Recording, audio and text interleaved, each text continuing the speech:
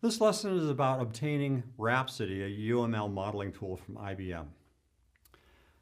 The link shown here, https://ibm.com/developer and so forth. Go to that link, select Download Trial, and then select Continue. Fill out the screen, unclick the two boxes at the bottom if you don't, before clicking Register. Note that the country and region of residence dropdown does not work like most dropdowns. United States is at the bottom. If you type U to get there, you get Anguilla, because it has a U in it, I guess. You'll have to scroll down, unless, of course, you actually live in Anguilla. I also found that the $ is not an acceptable character in the password, although there's no particular restriction. Maybe it has to do with special significance to IBM, like their job control language, injection hacks, or something. Okay, fill it out, click Register. Then you get to sign in.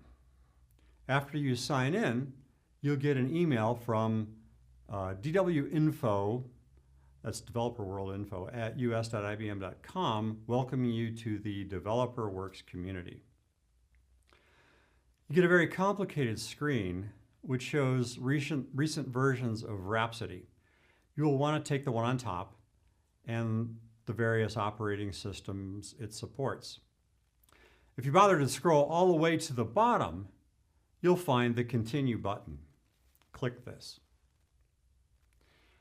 For you who are into web page design, note that the rows of the table displayed on the screen highlight when you hover over them. I don't understand this as useful behavior. Then you end up at this screen, which wants to ensure that for all of the work that you've put in so far, that you really want to be here. Click Continue. Apparently the machine doesn't remember that you signed in, so you have to sign in again. Fill out your information, click Submit. Then you get a very long screen that wants to know all about you. I'm not sure about that security question. Yours may be different. It asks for a language for marketing purposes. Note that if you open the drop-down and you type E as you would for English, you get Aragonese. This is a page that clearly is loved only by the person who developed it. You'll have to fill out some more boxes with red asterisks indicating that they badly want this information about you. And of course, there are some drop-downs that behave similarly to others. C for Colorado gets you American Samoa.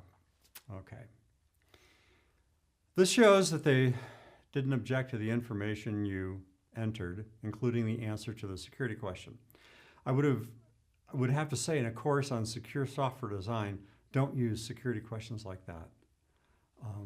Bots are not that dumb. Then you have to tell them a bit more. At the bottom, you can opt out of them contacting you. You have to click on the I agree checkbox and then on the I confirm button. The top of this screen lets you choose your method of download. Bottom of the screen is pretty important. Select both the Rhapsody that you want and the evaluation key file. Don't forget to select both boxes. I have no idea how you'd ever get back to this if you didn't download the key in the first place. Then click I agree and I confirm. Then you'll go through a number of small screens asking if you want to run a download director and where you want to put the file. Remember the download location. The download times are extremely variable. The file is about 1.6 gigabytes in size. I have had it take about 4 hours to download one quiet Sunday morning, and as little as 10 minutes. When the download is done, you'll see this. The download directory will have 2 files in it, the Rhapsody eval file and the Rhapsody eval key .dat. This latter is important and a bit strange. During install, click the Setup button above. You'll be asked for the folder where the license file is. What you have to do, oddly, is rename the license file from .dat to .lic. If you don't, Rhapsody will tell you it can't find the license file. I'll reserve comments about design decisions here. Okay, after 16 screens, you've finally got the download. So at this point, you can install Rhapsody.